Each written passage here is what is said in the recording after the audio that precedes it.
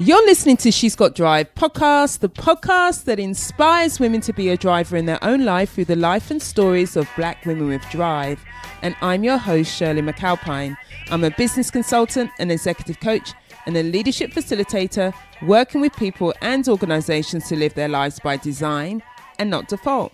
Welcome back to another episode of She's Got Drive. And this week, I'm so excited about this episode because I'm posting the first live recording of She's Got Drive in as much as, and I know that I've done the Apollo and I launched the Apollo, but this one, I was working in DC and staying at the Eaton Workshop Hotel, which big shout out to the Eaton Workshop Hotel, which is one of the best hotels in DC.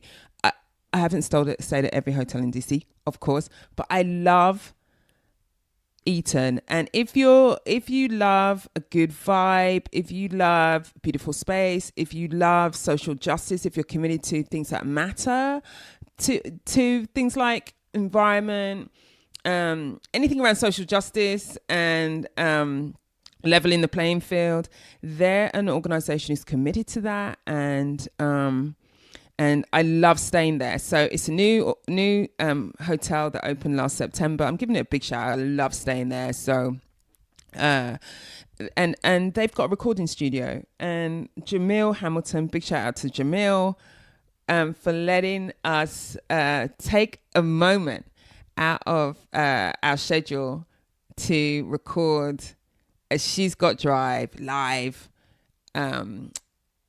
interview that was live on Facebook, and so I'm posting that this week. Now, why would I do that? Because I was working in DC with my friend, colleague, and Martha Cuthey, who I've known for ever, and she has known Lesley for 11 years, and Lesley happened to be in DC at the same time as us, and Martha connected with her, and then I met her, and I was like, she's so extraordinary. It'll be great to interview you. Would you be willing? She said yes. And then we spoke to Jamil. He said yes. He found us a slot in a time that worked whilst we were round my facilitation schedule, like I haven't got enough to do. But it was just one of those moments that I didn't want to lose, and I didn't have my recording equipment with me, which I normally travel with, but I didn't. But here we have a recording studio in the hotel, and that's what we've got today. So I'm excited. You can hear. You're going to love her, and I'm going to say why you're going to love her. You know, apart from the fact she's just a wonderful woman. But, you know, she is someone who was chosen to be one of the inaugural class for the Obama Foundation African Leaders. I think it was a year or so ago when the inaugural class started. She was then invited to facilitate the Mandela Forum between Barack Obama and Nelson Mandela's widow, Greta Mattel, who the fact that she was invited to do that says something about her. And that was happening in DC just a few nights after I interviewed her. And that's one of the reasons why she was in DC, of course. And she's this amazing woman. She's the founder of the Impact Hub in Johannesburg. And the Impact Hubs there's 100 of them around the world, where they're spaces where they're kind of like co-working spaces with social enterprise and social good at the heart of it. And it's a space where you can bring people together with a common interest in transforming the planet on a number of issues. She was also the founder of I Am Africa in 2015, born out of a need to address the xenophobia in South Africa. So she felt a need to facilitate ordinary people to deal with this extraordinary circumstances that was happening. She is currently the CEO of, I'm going to pronounce this, I don't know if I pronounce this right, but Chimolongon Precinct, a WITS university initiative that propels skills development and employability and entrepreneurship in the digital economy through collaboration with provincial government corporates and entrepreneurs. And she also has her own consulting company. She is an extraordinary woman, having spent the last 19 years in international experience in designing ecosystems and networks, as well as developing hubs. She sat on the executive committee of the International Impact Hubs organization as well. Can you see why I couldn't let her leave DC and me leave DC without interviewing her? And so if it wasn't for Eton Workshop, it wouldn't have necessarily been possible, but I feel so grateful for that. You're going to love this interview with her. So I'm just going to go straight to the interview with Lesley, and I'll see you on the other side. We're live this is my first live She's Got Drive podcast going live. So I'm really excited. Yeah, it's the first time. My first live. And at Eton DC, we just happen to be, I'm staying here. You happen to be in town from Johannesburg, South Africa. Yeah. So, and then Martha's introduced us. Martha is we got Martha. And so this is a really opportunity, seizing the opportunity to spend time with you and spend time finding out more about you and how you got to do what you're doing and the important work that you've been doing in the world, right? And then what's next? Sure. Yeah, and exploring like what's the source of your success and how you, like what the lessons that you've learned as well. So that's kind of that's the kind of conversation that I have with my guests, and it's really awesome that you've been able to spend some time tonight. I think it's also, pretty cool that it's just spontaneous meeting of minds. Yeah. And having an incredible conversation. Yeah. It was good. So we met yesterday for the first time, and there was a lot of vibing going on, and so that's also what's kind of led us to be sitting here too, like. And here's an opportunity for anyone who doesn't know that there's this recording space in Eton, and this is awesome hotel. Big shout out to the hotel. Yeah. And the people who work here who are just Jamil. Big shout out to Jamil. And so really. Yeah. I think there's a magical moment in the corridor of the hotel yesterday that I think was a container for the kind of work that we do in various ways and forms. Mm-hmm. We had an entrepreneur, a young entrepreneur, an emerging entrepreneur, Norma Young. Yes. And all of us just came together as a community of women looking at where and how we can support her. And that was not curated as such. No. It was us just living our intention, supporting, being who we are. And it meant so much to her. Oh, did? And I think that's the magic of the work, but also the hotel, Eton, as a container for that to happen yesterday, I think was just beautiful. Yeah.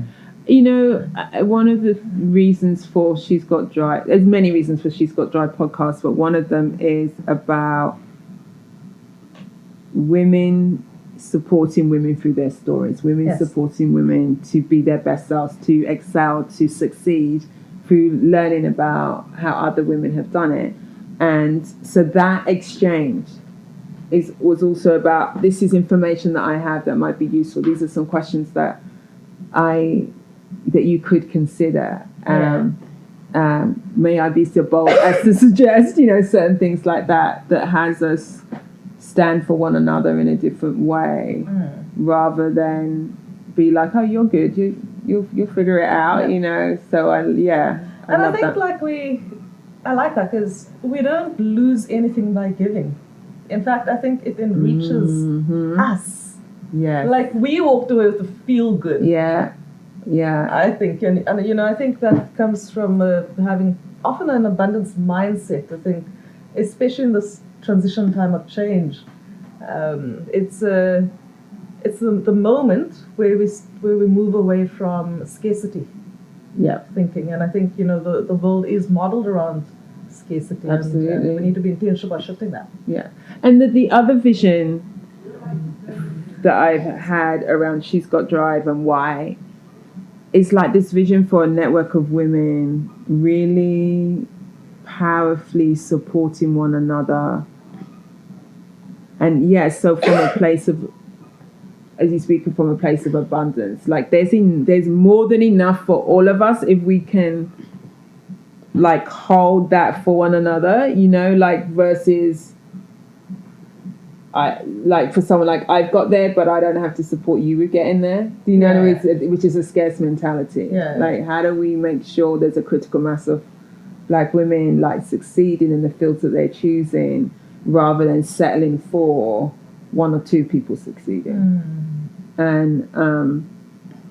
And so I'm excited about finding out more about you and how what your journey has been, and then to kind of explore and project what your journey is next. Yeah. Do you know, like, sure. what I mean? Yeah. As we surmise, we can surmise what a journey is next. So let's. So why don't you share with us what have you like? What do you do, and how did you get to being here? Sure. So the core, I have a scratchy voice, so please highlight when you can't hear me. So my main job right now is that of CEO of Wits University's Chimologong precinct. It's a bit of a tongue twister. It's an African word. Chimologong means a place of new beginnings. And we've kind of put a spin on it. We say a place of digital beginnings. Okay. And for short, it is pretty much a Silicon Valley, if you like, in downtown Johannesburg. So what that means for us is that we are trying to grow and build a digital innovation ecosystem, really making sure that we are solving local African problems, but using global market mechanisms and taking local solutions globally. Okay. So we support tech entrepreneurs. We work with unemployed youth, teaching fundamentals of coding, put them through opportunities like animation development. And in fact, it's quite interesting that there's about a shortage of about 50,000 animators globally. You're kidding? Yes. And like the best of the crop in South Africa is being invited into large studios around the world. What? So we want to grow, and the basics you need is to be able to draw. You know, so that for me is a huge part of our work, looking at digital skills, but solving real problems. So we work with provincial government, with a bunch of multinational companies. For example, one of IBM's 12 research labs around the world is based on our premises. Siemens has a space. We work with academia. We are born out of university. And then entrepreneurship is at the heart of everything we do. So it is quite that ecosystem that provides opportunity to create shifts around various problems. And how long have you been doing that? How long has this ecosystem been in development, and how long have you been involved in it? So I've been the CEO for 1.5 years. In fact, I got a Facebook pop-out, and I was 6 months acting COO before that as a consultant. So I've been there for 2 years. It has been in development since about 2012, 2013. Okay. And myself and the founder, Professor Barry Dolaski, just developed a huge friendship because we both had the interest in creating intentional hubs and shifting the neighborhood of Braamfontein. So I'm also the initial founder of Impact Hub Johannesburg, which was a 5-minute walk away from my current job. And that work for me is look at where and how do we support change makers. Okay. Now, when I started that in fact, I started setting up Impact Hub Johannesburg in 2009. Number one, we were the first official hub in South Africa, official hub and co-working space. And the market is quite immature in terms of understanding what social entrepreneurship is. So even though the reason why I actually set it up is because as a facilitator creating communities of intentional dialogue and process shifts, I realized that people would come to sessions and be fully inspired and supported, but they'd go out into the world and would be separate from their source of inspiration, and they wouldn't have the tools and allies to continue their work. Right. So for me, the importance of creating hubs and creating physical spaces for this work is that there is a place where people can have the tools to get to work together. Right. So in terms of them working with peers who are envisioning similar things, but will have a support network to enable them to take it to wherever the next level is for them. So both of that. So then speak a bit more about the impact hubs, because there might be some people who've never heard about an impact hub, and I know there's 100 or so now around the world, but they've been going. Like, when did it start, and then how did you get involved in Impact Hub? So Impact Hub is a global network of co-working spaces of people who want to create change in society or create social impact as such. So and I met the initial founders in 2002. What a few people know is that some of those initial meetings of mine happened in Soweto in South Africa. Did they? Yes. Because the first one was in Islington, so I made the assumption that it happened in London, but no. Yeah, so that was the first official one in London, but a lot of the prototype and the thinking and the modeling took place in South Africa. So I met Jonathan Robinson and Kate and a few of the other initial founders when they were working in South Africa with the World Summit for Sustainable Development, working on an event. They were invited by the UN to set up an event around sustainability. Right. They realized that a lot of the key work was happening in the financial district, and it was away from the everyday person. It was in the super high-end neighborhood where we kind of like hide the poor when international guests come to town, and the language of sustainability was not mainstream. So through networks that I was also part of, like Pioneers of Change and ISEC, they got connected to a community project in Soweto, and there's a social entrepreneur, Mandla, who converted his home to a computer center where he was teaching young people on the basics of using a computer. But for me, that was an actual hub because many projects came from that. Right. So food kitchens, a drum cafe, neighborhood waste company came from his home. And around the time we started cleaning up a no-go zone. That's phenomenal. Yeah. Right? Yeah. So a lot of the thinking around like where and what and how communities work in collaborative way was learned in South Africa. And we use the language of Ubuntu, Yes, which means I am because you are. Our interconnectedness. Right. And that's been the foundation of thinking and approach of setting up all impact hubs around the world. And the thing is about those impact hubs have sourced co-working spaces that are kind of like commonplace. Now, you know what I mean? Yeah. But it was really sourced by the kind of social change movement. Yeah. And now people have adopted that as and I think kind of like as a way of working, and also as our ways of working has altered. But I think the future of work, like co-working space is a hint to what the future of work will and can be. But also for me, there's a difference between co-working spaces and hubs.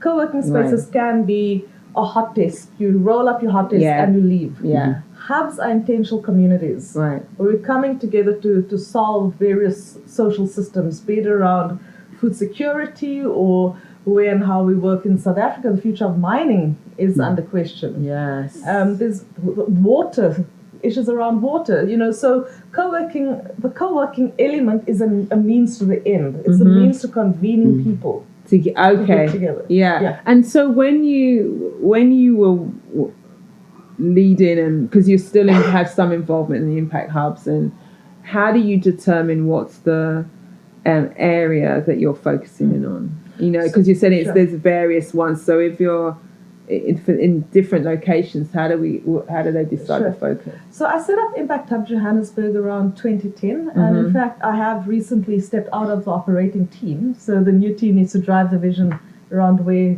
they need to take it. But for me, the reason why I set it up in Johannesburg is if you look at still like post-apartheid, we are still learning to live and work together across diversity. Right. And for me, that needed to be the melting pot of bringing people together across divides, socioeconomic, cultural, political divides.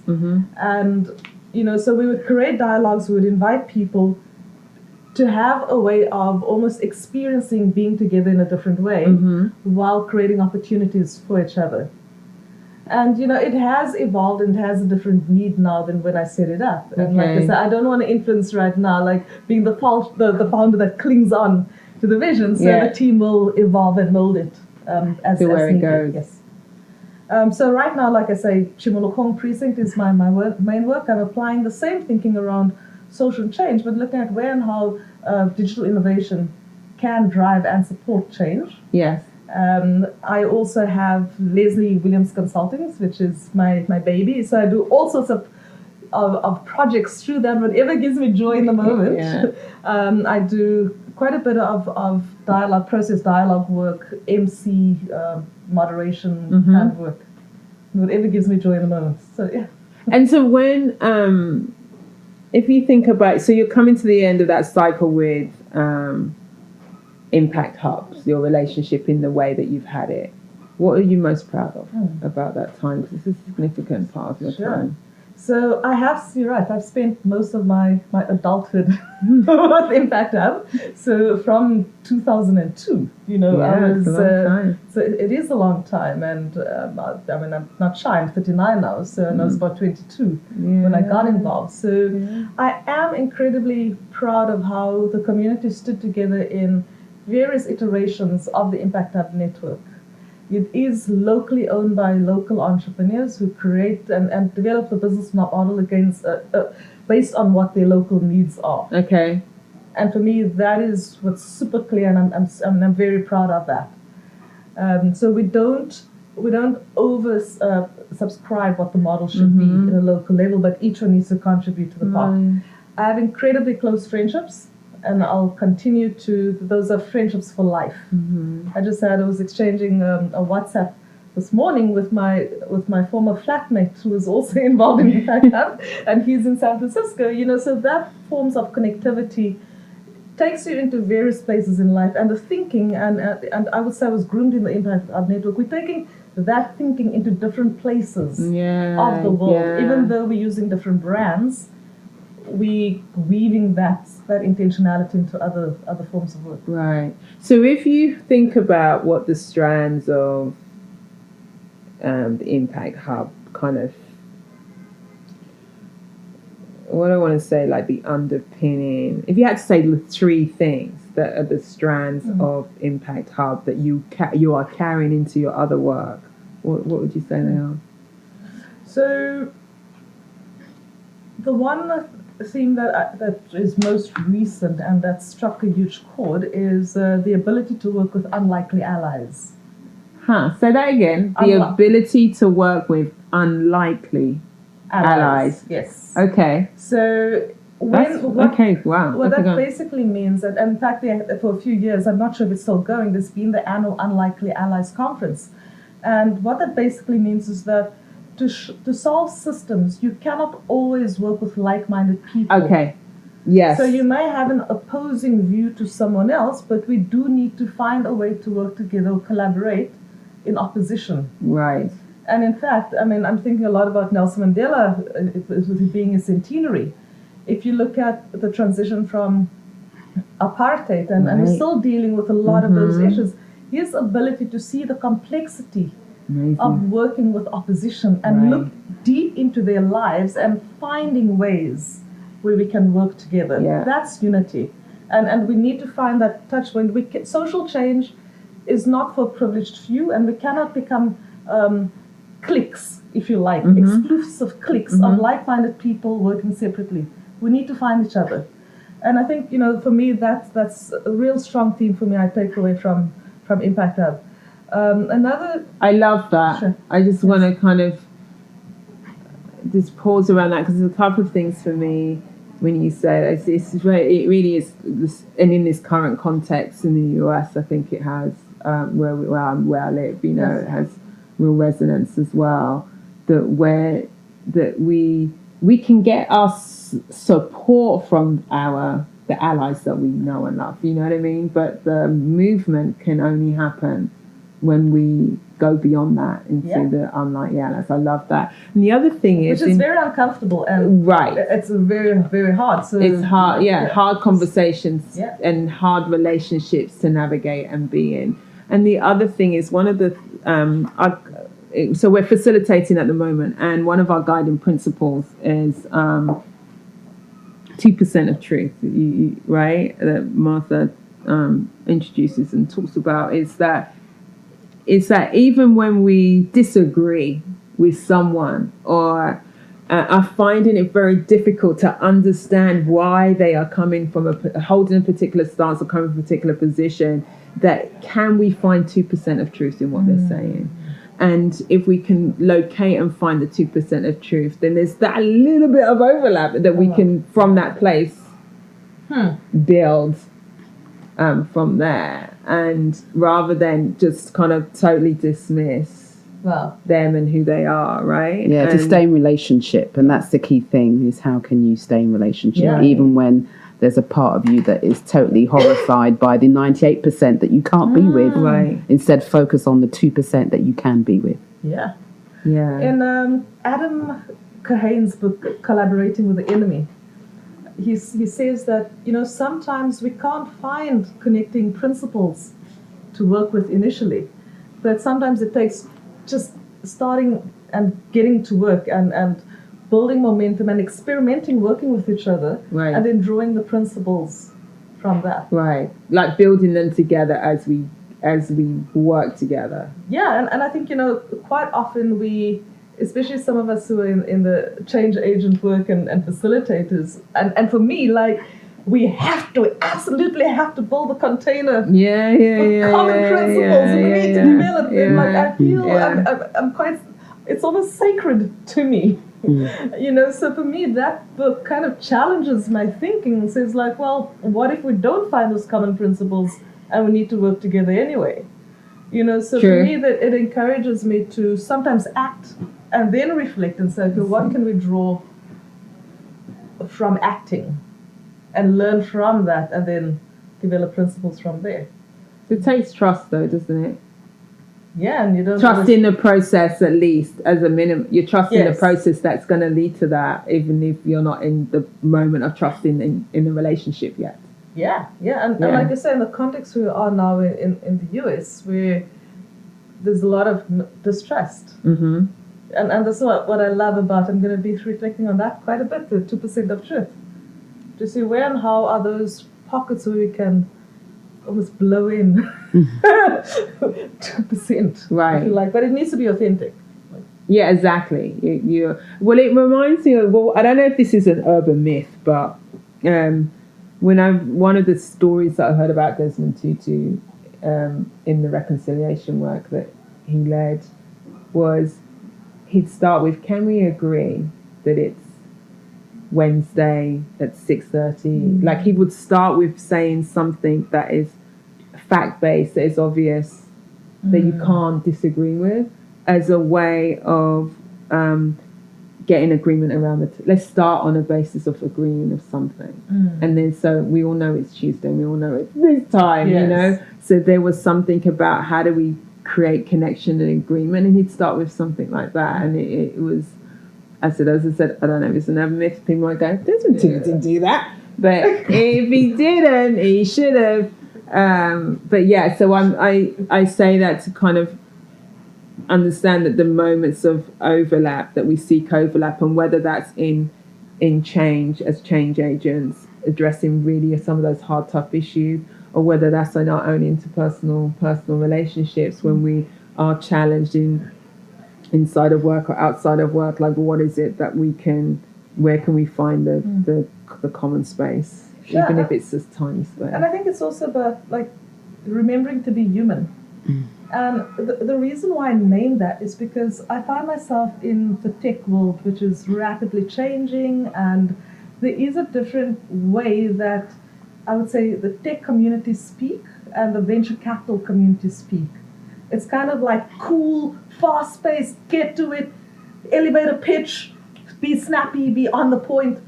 And sometimes it strips us from our humanity, so there is a way in I would say, the mainstream change maker space versus the tech community that has a different kind of communication style. Right. And sometimes I forget to be my human change agent self in the tech fraternity.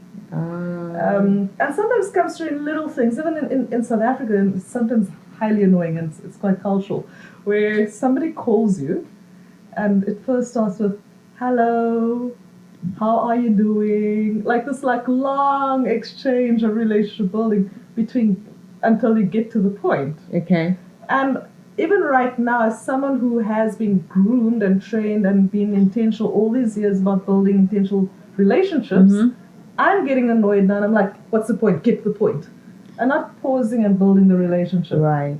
And I know, and I've seen that it is far more sustainable to build the relationship and have that as the foundation before getting to it. Exactly. On a foundation of relationship, I mean, we cannot underestimate the power of relationship and being in relationship. And on the foundation of relationship, there's so much that can get accomplished and achieved. And as a, whether professional or personal, like where you put your attention. And when there's a breakdown in that, it's really hard to get any kind of results that you're interested in. That reminds me of what they say is an African proverb about if you want to go fast, go alone, but if you want to go far, go together. Yeah. So then you talk about, this says, how about as a black woman in the tech space? I'm curious about your experience of that, because STEM, I mean, the whole kind of STEM space has been like encouraging, trying to get more women in the space, number one, but more black women in the space, which is a very rare breed. So what is that, and how do you navigate that? What's your experience? I suffered from imposter syndrome for the longest time, and it's continuously proved. Number one, I do not come from a tech background, and so for me that was a lot of my own hiccup, but it was kind of reinforced in certain spaces. A lot of the time I spent in boardrooms, even in client meetings, where it could be about 13, 20 people in the meeting, and I'm often the only female, and then still the only black female. Sometimes where there are even white women, sometimes someone's assistant, and also not owning their space within the room. So it's been quite isolating. About a couple of months ago, I got selected by the Dutch government has some award called Inspiring 50, co-create, and they basically take the top 50 women in the country that's inspiring the tech domain or in the STEM field domain. And by the way, I believe in STEAM because the arts is very important for the future of work. So that's what I'm promoting at the moment. So co-create basically believes that like what you see, you can be. So basically, by me being in the forefront, I also inspire younger black women to step into the space as well. Where my confidence started growing is I realized that initially when I would be in meetings and ask questions, sometimes my view would be undermined because you're not a tech person, you don't understand it. A few incidences occurred where my thoughts and my questioning was not fully acknowledged, and it had unintended consequences in the long run. But if my questions were adequately responded to, we would have picked up fault in the equation. Right. So based on that, and me realizing that I should have stood my ground in those moments, that my questions were valid, I could have saved the company millions if I spoke up. Wow. And for me, that was basically the end of imposter syndrome, because that financial consequences was so big that it woke you up to the power of your own voice and the importance of it. And seeing that I am a translator between the user experience and the coder. Yeah, that's powerful, because I think that so then it's really understanding what is it that I'm bringing versus what is it that someone else is bringing to the table, right? Yeah. And that not being from the same background brings something else that is not at the table at the time. It goes back again to the richness and the contribution of diversity, exactly, diverse voices, and the roles within that as well. So that whenever, because I know that I've held imposter syndrome at different points in my time, and that so many, and it's a thing that many black women grapple with when they finally get a seat at the table somewhere. So the question is, what is it that I'm bringing that's not being brought, and how do I honor that? Yeah. Versus dismissing that. Yeah, and I think it's also about knowing yourself. There is this kind of tension between being the pioneer within that space and holding the space of discomfort so others can feel more comfortable, but not to the point where you're overexerting yourself, where it's not good for you any longer. Right. And that is something I'm always trying to... yes. Can you say that again? Yes. But they do that here in the US. Go. Yeah, so maybe I'll just take it back to a few years ago where I was going through quite a bit of change and transition, and I've had 6 months debilitating burnout. When I shut down Impact Hub in 2015, I wanted to own the narrative, so put out a press release speaking about all our failure. And I basically became the face of failure. I was interviewed for so many magazines, spoken lots of panel, and I literally became the face of entrepreneurial failure at home. And then I had my burnout, and then people wanted my recovery story, which was a lot. But in that moment of deciding where and what to do, and by the way, Impact Hub Johannesburg has since been relaunched with other partners, but I realized that for so many years my guiding question was, how do I create affirming work environments for others? Okay. And the moment I shifted that question around, how do I create affirming work environment for myself and others? Yeah. Things had to radically change. But that was an uncomfortable question to put myself in the heart of that and as a priority within that. And so having your attention on self as well as having your attention on others. And then if what you need is missing, then you can't act, right? You have to pay attention to yourself. You can't act. Well, I mean, you can act. Well, you can act, but then there's the burnout is likely to come eventually, and what's the expense for self? Right. You know, because you can only do it for so long or fake it so... Otherwise it becomes self-harming. And that isn't good for the collective in the long run either. Well, you're not around to do the work that you've been called to do. Yeah. Yeah. They're really tough lessons. Right? You do not want to learn that lesson firsthand. You'd rather learn the lesson from someone else's experience and have to learn that firsthand. But that's such a powerful lesson too. And I think, some of these lessons aren't once off. We need to be careful that doesn't cycle.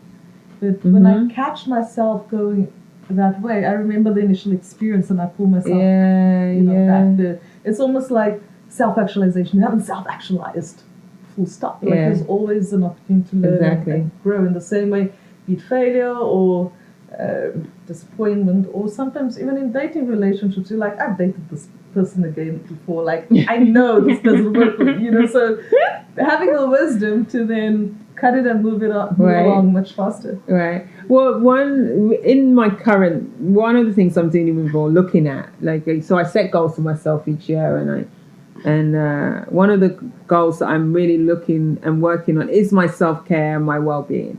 And one of the things that I notice is, in the past, I've had it as a kind of like a broad goal. Of course, I'm taking care of myself, and that will mean, I have yoga, or I have my attention on my food, or but I hadn't really, like I do with my work, looked at it holistically in terms of, if I want to feel this way, if I want to look this way, if I want to have a vision of my life that looks a particular way, what are the things that I need to be doing and paying attention to in my well-being and self-care to get to that outcome. It was really interesting for me this year to really see that I had been very piecemeal in the way, really, that I've been managing that goal, whereas that is not the way that I am around my work. Yeah. Which is far more comprehensive around my plan, and I'm working my plan. So now I've looked at that and seen the plan, and I'm gradually bringing things on into my plan that I would normally do around my self-care, like monthly massages. Never done that. Who does that? Should more. But now it's just I have a question. Has your, in your evolving workflow and stream, does your need for self-care look the same now than it did even 3 years ago? Or have your needs shifted? Has my needs? I think the needs have been there. It's just that I haven't been paying enough attention to it.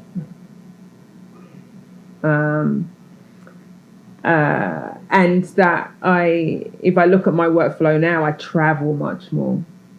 I had a lot of travel, then I kind of pulled it back, and now I travel a lot. And with that, increases what I need to do, because I know that travel sounds really glamorous. Yeah, it's so exhausting. Like, and when you're working, and this is like a first world problem. Yes, I mean, it's such a first world problem. So this is not like, you know, for me, I'm really mindful of that. It's not. Yeah, it's a first world problem, right? But really paying attention to my self-care, paying attention to how much sleep I'm getting, what I'm eating. It's very hard to kind of eat well and consistently on the road. So those things, it's increased the need to focus on that now, and the need to look to the future to say, what is it that I want to accomplish and what I'm working on, and so how much more I need to pay attention to that so that I'm well, and also when I get home from work, from my travel, I'm not just being exhausted with my family, because then they just get exhausted Shirley or exhausted mummy, instead of getting like a more kind of balanced me. No, I asked because I think, you know, for me 3 years ago it was enough for me to have a Sunday off where I don't think or look at work. Like now I need all of my weekend off plus 7 hours sleep at night. You know, so I don't think, even if we have a self-care plan now, it may evolve with our growth. For me also, it includes my family at large. I mean, in South Africa we call it black tax, or saying black tax, which is basically means that for many of us, we're the first generation educated, post-apartheid education, like postgraduate education level black people. I'm fumbling, but anyway, forgive me. And so many of us have to take care of our parents, make sure our parents have a home. Many of us are buying our parents their home. We're buying our first home, and often there is a younger sibling that needs care as well. So before you take care of your own personal needs, you're also supporting the broader community of you. And I think, like, for me, that is a huge inhibitor of many people becoming entrepreneurs, because you're almost supposed to have a well-paying corporate job to take care of the family at large. So I'm fortunate that I'm at the point now in my career where I can probably earn well as an entrepreneur to take care of family needs and my own. But for me, the foundation of self-care, should I ever leave employment, is that I step into a position where my family's needs are taken care of, which frees up my mental space. That's part of my mental well-being, to then do other things. I hope that you've been inspired to shift gears in your own life. So that was the first half of the conversation that I had with Lesley, and you know, there's so much in here, and I'm just struck by how at such a young age Lesley had already started to vision for herself like what she wants and in her life, and that so much of what we discussed around her learning in growing up, if you like, in the world of the Impact Hub, social entrepreneurship and social enterprise, and all the lessons that it's taught her for herself so far.